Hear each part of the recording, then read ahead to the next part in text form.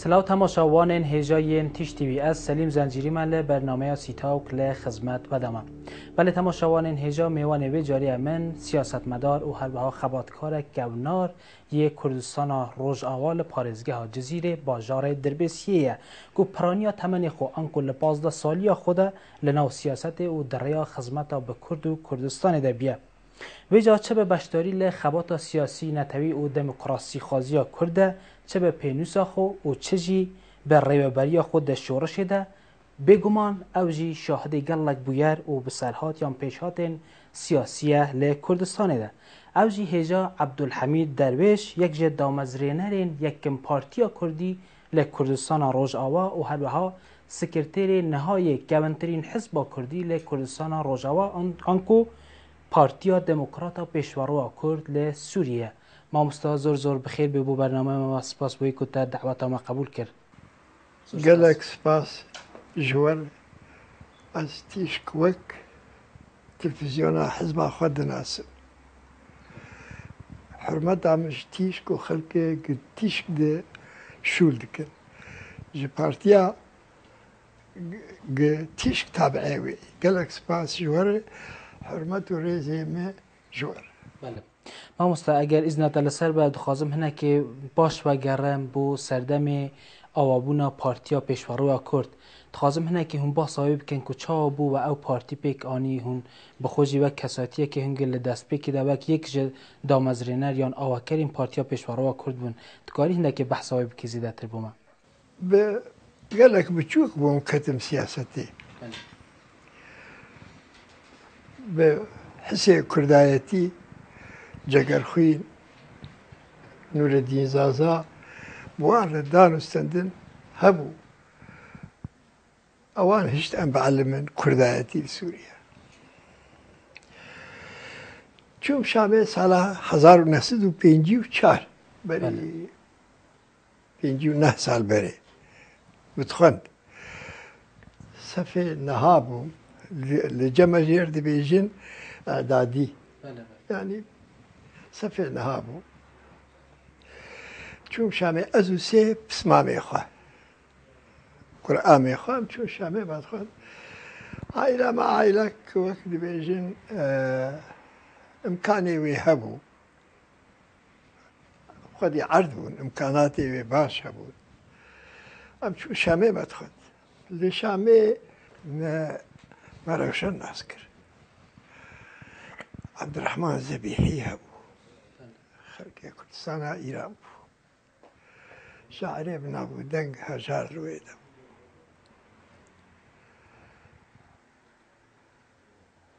جارا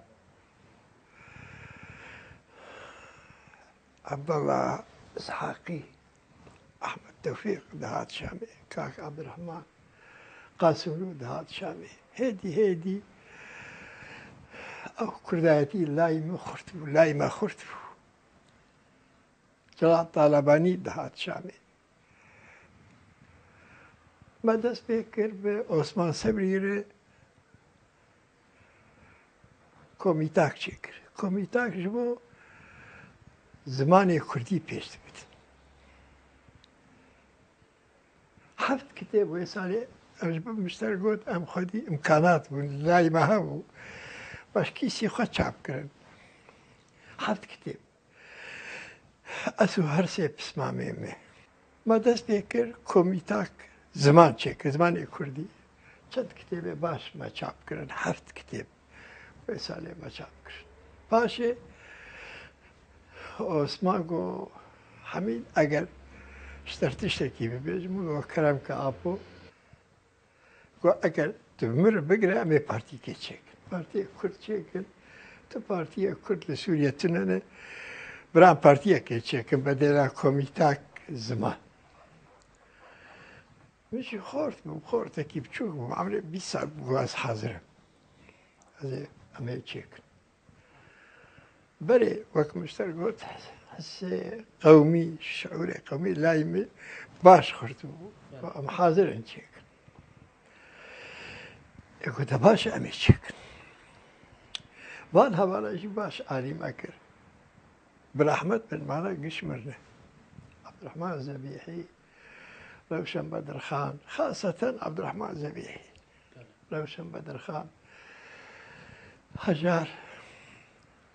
أحمد توفيق، يعني عبد الله إسحاقي، مام جلال، ماناجي باش يارمتي أمك. أم پیش ودا قلت هون چیکن تشتکی باشه، هون کردره خدمتک باشه. یعنی مامۆستا چه ساڵێکی بە ئەوە کرد ئەو پارتی؟ 55 ما 55 دەست پێ کرد بە زمان. 55 ئەو کۆمیتا زمانمان چێ کرد بۆ 56 ما دەست بە پارتی کرد. پارتی کرد. ئەس ئێشتا وەک هەیە ببێژم نەوەک دەرکەتیە، ئەز و عوسمان سەبری و هەبارکی ما هەبوو حەمزە نوێران. ما هەرچیەک بنگەهی ئەساسی پارتی چێ کرد. و ما پرۆگرامی پارتیشی دەرخست بە کوردی وێ وەختی. باش تێ بیرام me دوست نسخە بە دوست لیرê Sûrî me çêk. Erza wê wextê. Paşê hinek hevalê din ji Kurdaxê hatin tevil me, Reşîd Hemo, Şewket Henan, Mihemed Elî Xoce, Xelîl Mihemed, ew jî hatin tevil me. Paşê Nûreddîn Zaza, Şêx Mihemed İsa, ew jî hatin tevil me. Em bûn neh kes. Sala hezar û gotin em ê bikin sala 1957 me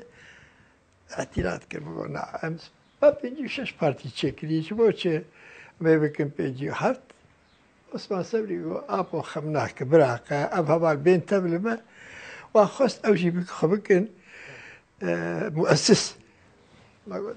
ده باش تتخازه ولو براو براستی بل گوتنا عثمان گو دارید کری یعنی جبو هون جبو از راست بیشم أنا خدي رأيك كله عثمان حرمت عملت كده قالكي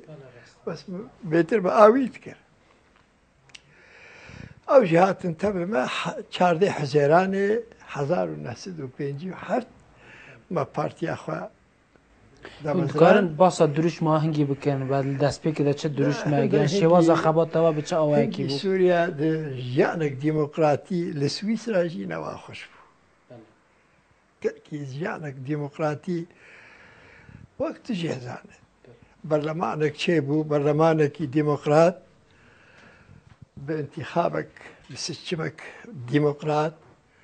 خلك يقدر كتنجي بنابي بقل بنابي ملت دركتن نب برا نب زور دستيه نب جيش أردية إنساني قدر كتن براسي خلك إنه نرى ملت بون مجد وی فتره ده ما گفت فرصتك باشه ام پارتی ها چکن چما پارتی ام بی پارتی بین کرد یاد نام شیعی یادن یاد نام اخوان المسلمین دن سه پارتی هبون کرد چون تبلوان یعنی جی قومی سوری هر سه پارتی کرد چون تبلوان پشتی ما دست بکر خلقی کرد برای خدامه ما مستا مادام دموکراسیت هبو هنگی باش بو چه پیوستی یا حوجهی به آوا کردن پارتی کردی کرد کسی تشتکی ما ندقت ما في كرد قد هذا ذيك جوانا مثلا شيوعي ناسيارنج حزبك شيء يعني بين الامم يعني نتوينه بله تشتكي كرد ندقت اخوان المسلمين يجي تشتكي كرد ندقت قومي سوري يجي تشتكي كرد ندقت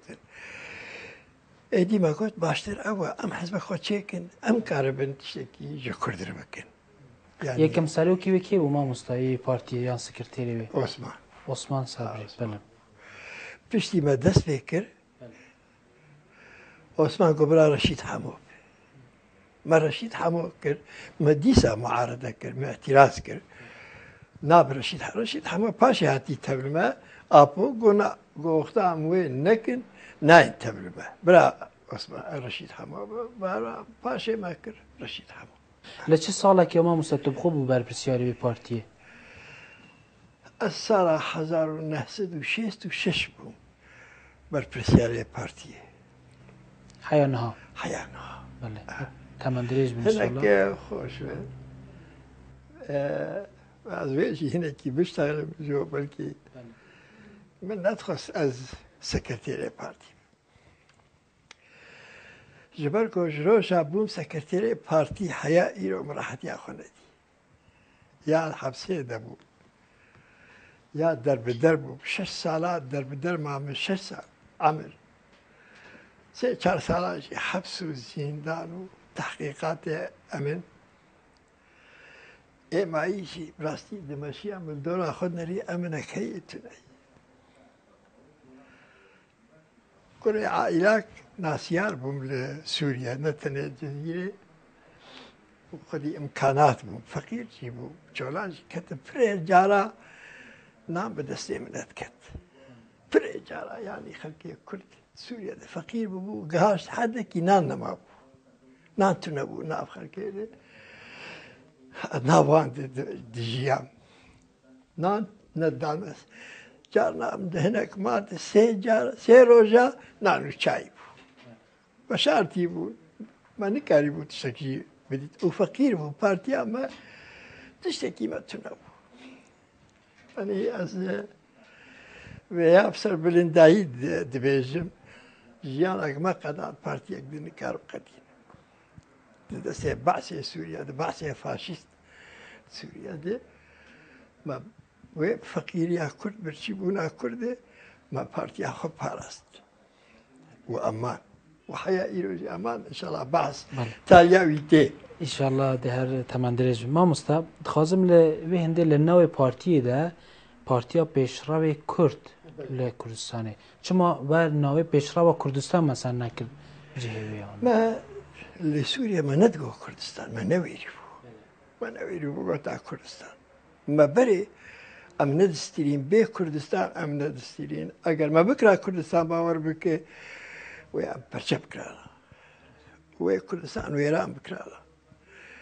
بس هر لحجتك يتقريا ببيجي كرد خازن جدابوني كرد خازن سوريا برشا بكن ما او نتخص ما تخص كل بي باراستين اما از veya بيترس بفديد بيجم بارتيا ما خاصة بتايبت يك ارمان جماعي اساسي نب ما في كرد ام چلو كرد باريزن كرد عرضي خود بمينه بس ام جويت ترسيان قال كي سليم يعني أنا هناك هذا شغل سلوغاني خشت بيزن ميرانية كم بس ويجي نوابو هذا والله هم استاد خازم لسر پیگه یا نفوذ و پارتی ل کردستان روجاوا د بزانم چنده کاری تأثیری لسر راه گشتی یا خلق کرد سوریه دابنه والله أنا خازم بس لي بارتي ما بدم لي بارتي ما سوريا دتي ناس كرين وقت بارتيك خدي رأيك سياسي راست جو ندرو چینش شعار دروا سلوگانی دروا خلقی بکه براوانیک باش دبر کرده که یه خلق و ناس کن وقت پارتیک جی احترام ناف خلق سوریه ده دجمنه ما شر امد کن دی ساعت بیزن اب پارتی حرمت آمجوان کسی وی حرمت آمجوان هنجا آوابوني وحيا نها خو و بشكل اوبوزيسيوني ديتيا لسوريا بل قد ما تجاري بارتيا يكم بو بل برجال عشرة ما دبو كم أبنا خب عربات دقيقة ما تقول بي عرب ما في كرد نايستندر سوريا باش نابي بس اوپوزیسیون که روخنر هندشی سیستمی بون که او سیستم دبا نمینه یان رفورم لچارچوبه و سیستمی ده چارچوبه و سیستمی ده دمک دریش ما تخواست ام سیستمی درست بکن بر به اصلاحات بر تشتی باش بدن و تایی 1900 دیده نه ده 1000 ده ما دست فکر اعلان دمشق ما چیکر بله باشه ما مستا و دری دا پرسیارتی پیش چان اگر هم به شکل اپوزیسیونی بون و به آزادی هاتشو سوریه او ندکر اگر اعلام دمشق و هر وقت کتاب خو اشاره پیک و او کر ادی دروشم لچارچوبه رفورم یا اصلاحات دا نما بو گوهرتنا سیستمی بو چان و دکاری با آزادی امکان تنبو گوهرتنا سیستمی بله يعني ازواج سياسة مدارك يشتغل بيجم امكان تنبو هذين سياسيين ما بوكا كسليم شيوعي تسليمي بعث بو پارتی ناصری نما بود پارتی دن نما بود تنها کرد ما بود کرد جیب تنها خود نکاره سیستمی بده باشه و چون به آزادی هات شد که بسیار ما آزادی آستانگی لسر یا هبون عالی دولتیان رژیم بس و آنها هبون بس نیو اشکره بله نیو دیزی یعنی اواته به حسبینه نیو اشکره نیو دیزی مخابات خود کرد بله ما مستخازم نه به مسر روشا نها یا روژه و سیاسی کردستان و روژه خازم بزنم مزنتری کیشه یا پروبلم کردستان و سوریه آلوه ظروفی ده چیه براستی لدی دوا وک سیاست مدار وک خباتکار که کون هون لچه داد بینن کیشه و سرکل سوریه یا کردستان و سوریه از وی نبیشم باشتره باش ام کاربم بگین هف یعنی کرد سوریه به هوره اتفاق بکن بکردیه نخوازم تکبم تفاصیلی زور باشه ولی هم دبینن مخابن اول همو پارچه کردستان لا همو حیزان ده جدابون انشقاق او نه پارچه روجاوی کردستان جی خویاد که به برچاوی برای تا بو پارچه و کردستان روجاوا او قاس بچوک مثلا لبار نفوس و وسعت خویاد جغرافیایی هم دبینن لگور پارچه دنیا کردستان نه هم دبینن نزیک 30 حزب هیا برای تا تشتک زیدنیا بو او قاس که لوی دمیده پیشی لیکیتیا کردان ناگر او قاس رای جدا ادخازم جز بله والا سیدی بس قالك بزلادي اشتر ببيش برا خلقي برا كردستان ايران جي ببيز دريا تشكر ببيزن از خازم دست مخابرات سوري ام برشكر تشتك بمخابرات سوري نبوي بس هيفيت كم از نا ظلمي الكثكينك مخابرات سوري ظلمك بيس كرن دوي مسألة زور دستيك بيس كرن يعني ام جهاف خستن باسلوبك قركي خراب ام بارتيك انها هنه ام بدستي بريوي بدستي استخبارات سوريا ام جهاف كتنككي نجبر خب يعني ناخذ نفر لما كريو يعني راست يعني او كلتورا دوبندی نتفاقی یا بیباوری همو برهم یا تو رژیم بعث بکلنا و کرده نو دیوی رژیم بعث سر سدی نو دیوی رژیم بعث تو نفر لخوده جبر نفر تزانه چیه بله باش زانه نبو يعني نفر هم جهاف كتنه نا دستك هم جهاف خستنه آنها جي او دسته آنها اپوزیسیون سوری جهت کبد دیس او دسته 5 سالی استخبارات سوری حکم کریه به پرا ابزار دستیه خوگهان دی هر جیکی سوری جه خراب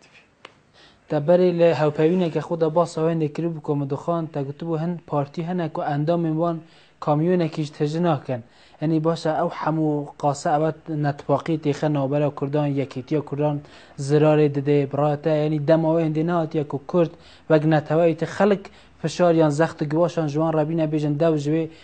برجواندی خوی پارتیتی بردن ورن برجواندی نتیجه پاریز جوان رو ببیش و پارتی کردستانی جی نکارن جوان ببیش ام جی نکارن بتشتكي وياها نحو جاي تاعي كاس جوار بيش بعثر دوام بارتيا بخول عردين عبين بله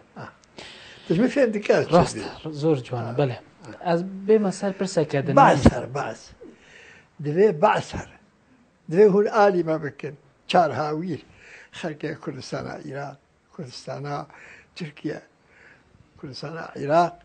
بعثر او آریکاری لچه باره که هنزیدت تخازم بارا میدیا راگهاندن بارا نظامی سیاسی چه باره راگهاندن آریکاری اما وکو پارتی کرد نونه تشکیل برا یا قد دست ما هاته وقتیش مکریه امی ها بردوام جیبن او خزمتک نتوی بیا بله ما مست از بمثل یک پرسیار ایدن